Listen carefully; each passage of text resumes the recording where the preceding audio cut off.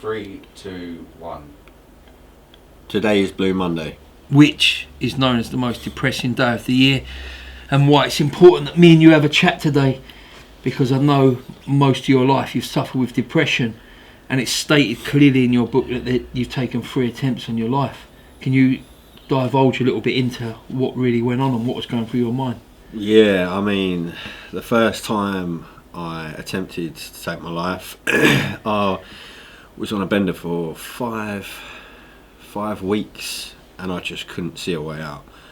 I got myself into a position where I hated myself, I hated my life, I didn't see any purpose in my life. Mate, the battle of life, the fight that people always say, life is a battle, I'd given up. It was, even my kids, I was in a position where I honestly thought they were better off without me, that I was toxic. Why did you think they was better off without you though? Because the damage you do when you take your life is to the people left behind and not to yourself, because you've put yourself out of your misery. But everyone else has to suffer with it. So why didn't you think about them at that time? Because what sort of role model would I have been? A junkie, an addict. Like, every time they walked in a room, I walked out of the room because I couldn't physically face them, because look at their daddy can't even focus and see them properly. Like, what sort of role model was that for a kid? And I honestly thought my missus would find someone better, probably a decent man that would look after them. And you're right, like, the kids, they need their dad, but they need their dad, and that wasn't what I was. You must have been so rock bottom to be thinking like this, that your missus would be better off with another guy and your kids would be better off with another dad. What was actually going through your head though? Mate, rock bottom. Why couldn't you see a way out? Mate, I was living for drugs. That was what I was doing. I had no other purpose.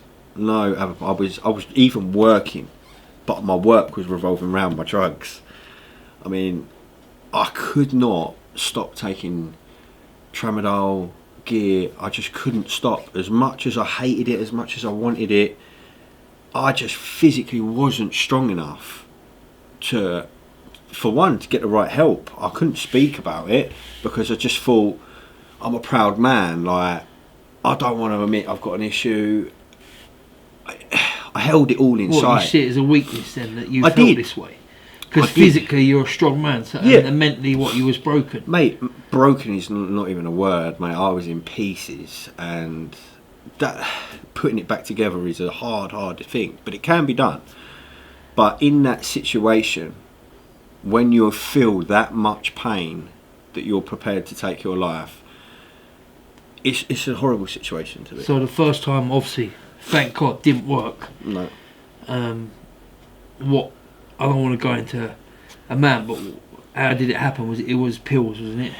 Yeah, I took a lot of pills. I mean, every single time I attempted, what I would have taken, what I took would have killed a horse, no question of a doubt. You give that to a horse that's probably 4 times my weight, would have killed that, no problem. Why I'm here, I know now, but at the time.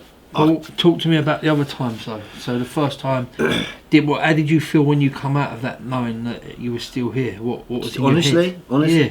Disappointed. Was you? I was disappointed that I was still here, because I had to fight another day. I had to go through it all again. You didn't feel like you had the strength to fight another day? Is that what the problem was? No, mate, I didn't. I was a zombie. I wasn't living. I mean, you know, in between, I think just before my second attempt, we've had conversations that I have no recollection of having. I know. I'm not going to lie, I used to dread it. The number used to come up, and I just didn't want to answer to you. But you did. You always did. And then I'd speak to you from like an hour or 2 hours sometimes, and the stuff you come out with was crazy. I was like, he's so crazy, so mad. And I wanted to put the phone down, but I thought, listen, if I don't listen to your rant, then what else are you going to do? So I would listen to it. I wouldn't care if I had to listen all day. But it was just the anxiety of waiting for you to ring, because I knew you wasn't in a good state. No, mate. I answered the phone every time, which to me was, important, because I knew how dark it was. So then you had the second attempt. Yeah, my second attempt, that was in my 11-week bender. Now, drugs take over you, man. They really do. Like, when you go into taking drugs, when you get into week benders, continuously taking them, How do you feel at that point? They Because change you. You've taken so much drugs and you're talking over a long period of time. Do you even know you're here? Like, do you physically Am I know present? you're here? Yeah. No, you're not. You just, mate, you live for drugs. So where are you? You know what I mean? Where are you in your head? Mate, my head at that point was anger. Like, as you know in the book, I did things I didn't want to do, but that angry side of me. That, listen, I always say you don't mess with someone that is not scared to die, because that person's got nothing to lose. And that's what happened in lockdown. Those people that mess with me mess with someone that wanted that to happen, and that's where the bad things come out. You got no fear because you don't want to be here. Fear, mate. I was hoping they did the job for me. So you're not going to lose either way. If they beat me, they killed me, I've won, because they've done me a job I wanted to do. But if I won, I've got to live another day. And you're in such a dark place that you've got no feelings whatsoever for your children, mate. Don't your get family, me. nothing. You don't think about them, the damage you was going to do. No, not in that respect. You thought you was doing them a favour, mate. I love my kids more than anything in life, right? Anything. And I honestly feel like me being around them, me being that dad, them seeing what they were seeing, that isn't good for them, man. So, in my eyes, I was taking away something bad. I was taking away something toxic, something bad in their life, and giving them an opportunity to have something good. But what made you think at that point in your life that you couldn't get better? What made you think that, I can't get myself better, I can't help these kids, so I'm better off not here? What was going through your head? I just didn't think the strength in me. I didn't have that will to fight. I didn't have... It was the drugs that... I keep saying it's the drugs, but I just couldn't see a day with not having drugs in it. And for me, I didn't want that. So how could I fight if I'm taking drugs every day? And I couldn't see a way of not having drugs every day, and I couldn't see a way to fight. For me, there was no option. I had nowhere to turn. I had nowhere to go. And that's what I kept hitting walls. And as much as I'd say, right, I'm not going to do anything tomorrow, I would do it straight away as soon as I woke up. So let's go now through your last attempt. Yeah, my last attempt. Put it in a nutshell. What happens? It don't work again. Thank God. No, I mean, the last time... Did you want it to happen? Yeah, I mean, yeah, of course, yeah. But I mean, how did you feel though? Did you feel peaceful or did you feel agitated? How did you feel? I took my cross off, which I used to wear a cross. I put it on my boy's bedside table. I went upstairs to the top room, and I was sitting there looking at pictures of my kids. And saying, it upsets me to think this now, right? But I was content. I was happy. I was ready. And this is why I help so many people, because I know that feeling of waiting to die. I know what that feeling is like. And for someone to actually feel content with that feeling, that's a sad thing, man. That is a very, very sad feeling. So you felt content at this moment in time? Mate, I felt content when I knew everything was going to, after what I'd taken, everything was going to kick in, I was just going to go to sleep. I was content. I was like, yes, I'm ready. I've had enough. My battle's over. My fight is over. And I felt like I will be at peace. So then what happens when this time don't work? What starts going through your mind now? My little girl. My little girl, with that little pinky promise that we spoke about in the book, she made me promise that I wouldn't go to heaven. And I turned around and said, I can't promise that everyone's going to die eventually. And her face dropped, and I looked at her and I said, I'll pinky promise you I'll walk you down the aisle. And she said, well, when's that, Daddy? And I was like, a very, very, very long time. You ain't getting married anytime soon. So I pinky promised her, and for some reason something came over me, and I was like, I have to fight now. I have to fight. I don't have a choice. Like, that little girl has just asked me, Daddy, please don't die. Like, no matter how I'm feeling inside, Yeah, I cannot let that go. So her words made you feel powerful mentally, would Mate, you say? they gave me a kick up my arse, mate. They really, they did. She's my apple of my eye, you know what I mean? Yeah. And for her to say what she said, and it's just the look on her face, I just felt so disappointed. Like, how could I let my daughter feel that way? And I was still here, and I was like, okay, this ain't happening. I'm going to give this everything I've got. Like, and I did. I started baby steps. This is important, this, because we've spoke about this a lot in the past, and you've got quite a good knowledge of it because you've been through it, you've lived through hell. But I want you just to explain why so many people try to make a huge leap. Yeah. When you just started just making little small changes, can you just let people know who are watching? So, New Year's resolutions, like this, the reason this is Blue Monday, a lot of people realise they try to make New Year's resolutions, they fail, right? And this is with everybody's goal. And you see me on Instagram, I always say, small changes to your day will have big impacts in your life. They might not happen in 3 days, but in 2 months' time, you'll be in a lot better position. So, don't put too much pressure on yourself, which I had to start weaning myself off, okay? Because the amount of tramadol I was on, if I'd have stopped cold turkey, if I'd have gone, right, okay, that's me done, I'd have had a cardiac arrest, okay? So everything's done slowly. And that process is when you're taking things out your life, you're building up your strength, which is the main thing. Because then when you're getting clean, for example, even getting clean is always about trauma. A lot of the time with an addiction there's trauma in there. Okay, so what we do is we get you clean, but you get you stronger, get you stronger, get you stronger. Then we'll talk about the trauma. Was you setting yourself, like, how was you setting your goals? To be honest, I was what doing was you saying to yourself? Was it daily, or was you making sure that day you achieved a small little goal? Like, yeah, I don't know. So. Yeah, no, you're right. I mean, at the beginning, my goal was to get through the day. I was doing it day by day. That was your goal, day. Then? Yeah. I didn't have a long-term goal. No, you just. I wanted a to be. Goal. My long-term goal, would be all right. I want to be clean. Yeah, I want to be in a better. But you couldn't see that at that point. But it's too far to see. All right, so you just look at day by day. The goal is tomorrow. The goal is tomorrow. And then when you get to a week, you look back and go, I've done a week. Okay, let's go again. Keep going forward. Same with depression and things like that. We do baby steps. We find out what's wrong with people, what their routine is, and we tweak it. Tweak one thing daily. And then by the end of the month, they're in a completely different position. This is why failure and success have two different scales. People put, let's say, too much pressure on themselves.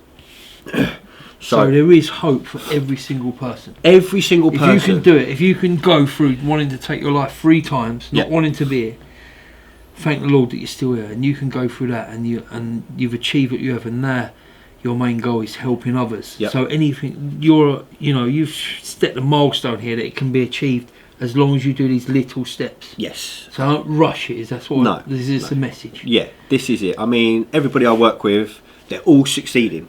They're all succeeding in one way or another, and they're all doing it because they're not putting pressure on themselves.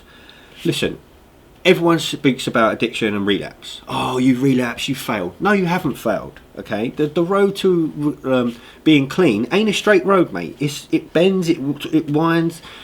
What you have to do is when you relapse is how you react with it. Then you brush yourself off. You go again. Okay, no problem. Where did I go wrong? Why did I go wrong? And you go again. So don't beat yourself up. Is that what you're saying? No. But I say beat yourself up because if you relapse and you're sitting there beating yourself up, going, "Fuck, why did I do that?" That's just one part of your day, isn't it? Yeah. If you've relapsed, you take that as one part of your day. So the next part of your day can be different. Different. Yeah. I mean, once you've relapsed, if you sit there and go, go, "Oh, you know what? I've relapsed. I might as well carry on." Exactly. Don't change the next part. Is that what you're saying? Is that what you did? It's how you deal with it. I relapsed after a month, but I knew right then and there, that's it. Never again. And did you know what created that, if you know what I mean? Do you know what? Nothing. No. I can't say it was anything. It was just the fact that when you build your strength up to an addiction, to even depression, to slip back into it, you build your strength up. I'm building my strength up, but within, I think it was a month's time, you haven't built enough strength to turn down anything and go, right, I'm clean now forever. You're not that strong. So I still hit that fucking What did you take from that relapse then? Oh, from that relapse. What did you take? Like, How did it help you? It helped me because I realised then and there I hate drugs. I ain't doing that again. It had no purpose. I had no benefit. All it did was make me feel shit, let my family down. I missed my kid's birthday because of it. I was in a hotel. Listen, it weren't happening again. And from that day, it never did. It never did, and it never will. So it's how you learn from these mistakes. But then going forward, we put more plans in place. It's like I've been working with a few people, and they've relapsed. I'm not saying, I'm a failure. I can't coach you because I'm a failure. You're a failure because you've relapsed. No, you've learnt from it. Now we go again. Now instead, you went how long? 6 weeks? Okay, now you're going to go 6 months.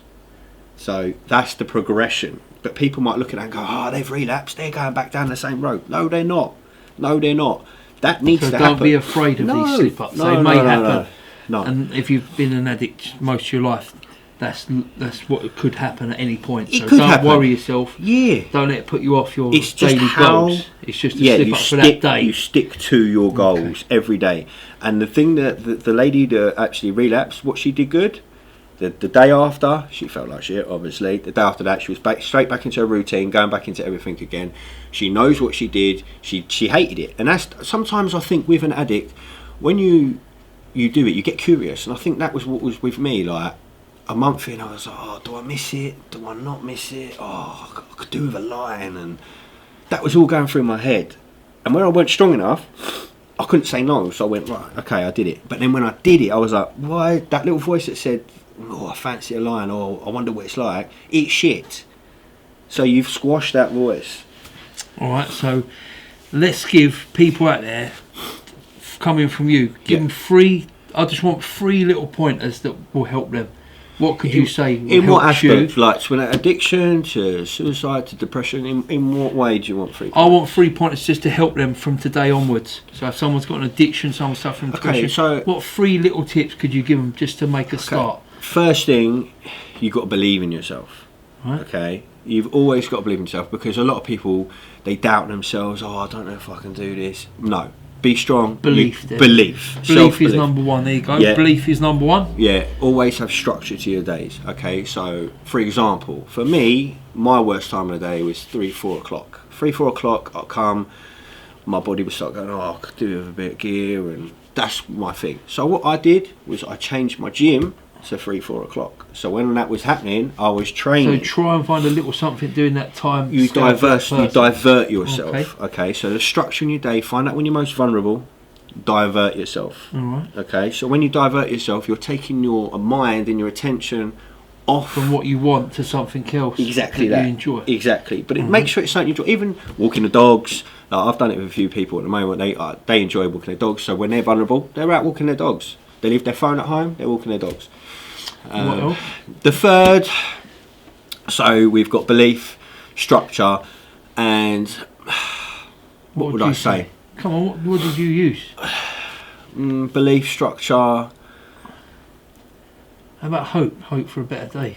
Yeah. Better days are coming. I know you've got that. Yeah, oh mate, I've got that tattooed all over me. Well, that's what I mean. So better days. know that better days are coming. You're not always going to be in this dark spot. No, yeah. And you love life now. I do. Yeah. Do you know what it is? You're doing bits for your kids. So, and not everyone's got kids, but what I'm saying is they can enjoy better days if they just tiny steps. Yeah, do you know something? Days. Yeah, when you make small changes to your day, you won't believe the happiness that you'll feel.